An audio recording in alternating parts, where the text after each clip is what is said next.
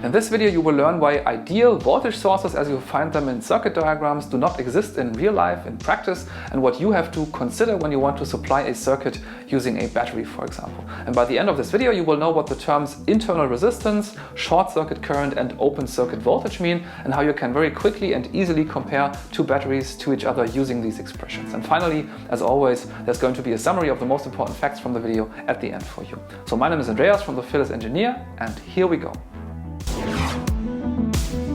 If you have watched the video on the characteristic curve of voltage sources, you already know that we can model a battery by using a series connection of a resistor and an ideal voltage source, such as this small setup here. We have a perfect voltage source on the left and a resistor placed in series to it at the top.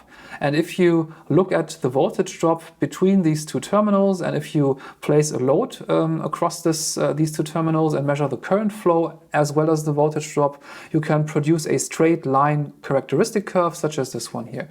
This curve has been measured from a real-life 9-volt battery, and you can see that if we connect a larger load resistor to it, for example 100 ohms, you get a voltage drop close to the nominal voltage for which the battery is rated. And if you connect a small resistor to the battery, let's say 1 ohm, the voltage has significantly dropped below 50% of the nominal voltage here, and the current flow has increased. And every blue circle here corresponds to one current voltage pair, and you can connect them perfectly by using a straight line. And the same curve can be modeled by using this setup here.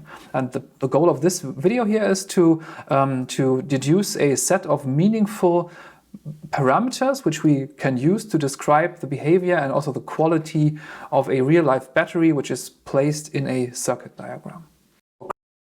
We have one value which we have not talked about before. We have already talked about this cross-section here between the two straight lines and the voltage axis. This one is called the open circuit voltage, and it's the voltage which you can measure when you connect your multimeter directly to the voltage source when no current flows. The current is 0, and this is the maximum voltage which the battery can supply.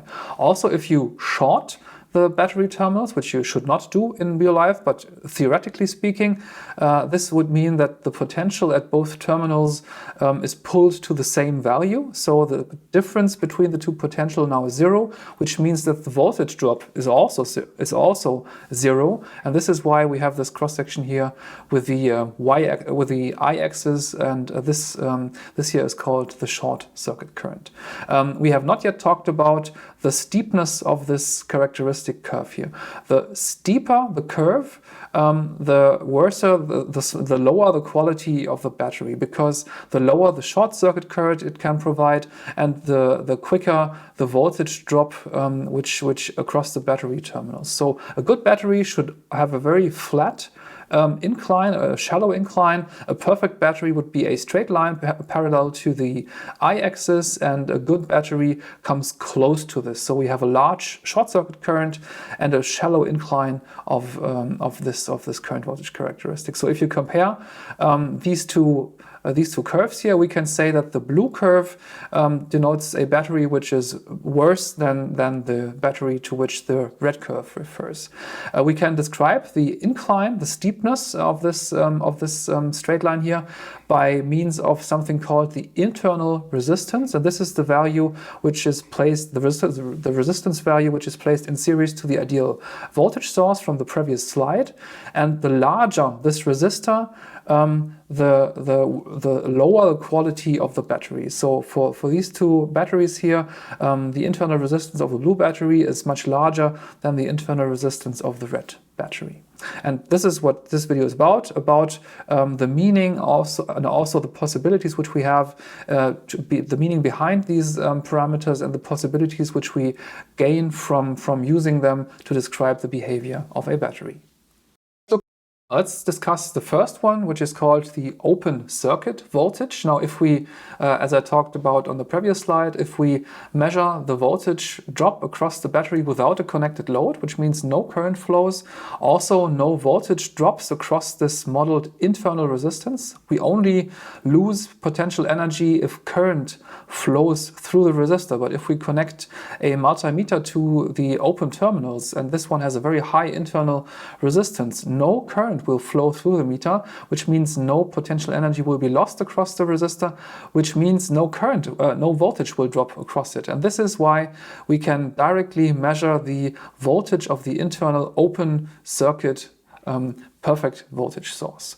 And this can also be shown by applying Kirchhoff's loop rule, which you can apply by following this closed loop here, starting beneath the voltage source, minus your zero, plus the voltage drop across the internal resistance, plus the voltage drop across the measurement device equals 0. And based on this equation here, we get the equality between the voltage drop which we measure and the open circuit voltage here on the left side. So the voltage measured with a load corresponds to the open circuit voltage. Now let's take a look at the short circuit current. The short circuit current is the current which flows from one terminal to the next if we simply place a 0 ohm resistor across these two terminals. In reality, you shouldn't do this because in such a case, a very large current flows from one terminal to the next, and this could potentially destroy the current meter, and it could also potentially destroy the power source, the voltage source itself. But theoretically, this is also one of the parameters which describes the behavior of the battery. It's the maximum amount of current that the battery can push out of its terminals due to the, let's say, chemical reactions happening in between, if we are talking about the battery, and due to the layout of the internal circuits, if we are talking about a power supply which you find in a lab environment. We can also connect all these values together. So the short circuit current is the ratio of the open circuit voltage and the internal resistance of the voltage source. So there's this very neat relation, and this also means you do not necessarily need to measure the short circuit current, because if you have measured the open circuit voltage and you have also found out the internal resistance, then you can simply compute the short circuit current by this very simple equation, which is based on Ohm's law. Now here on this slide you can see two batteries, and I have determined these characteristic parameters using a measurement setup in my lab. For the left battery we have a short circuit current of 1.95 amps, open circuit voltage of 8.32 volts, and an internal resistance of slightly above 5 ohms. For the second battery we have 1.37 amps short circuit current, open circuit voltage is above 9 volts, 9.09 volts, and the internal resistance is at 7.85 volts. And the question to you now is, what do you think? Which battery is the better one? Which might have costed me more money to buy in the supermarket? Drop me your suggestion down below in the comment section, and I will get back to you and comment your answer. And now let's get to the summary of this short video here.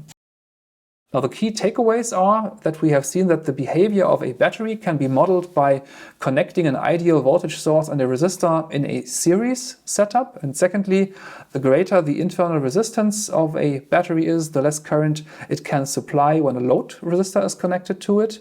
Then we have seen that the open circuit voltage can be measured directly and indicates the maximum voltage that a battery can provide. Also, the short circuit current indicates the maximum amount of current that the battery can supply into a connected circuit, but it should never be measured directly to avoid destruction of a circuit, destruction of a measurement device, or overheating of the battery itself.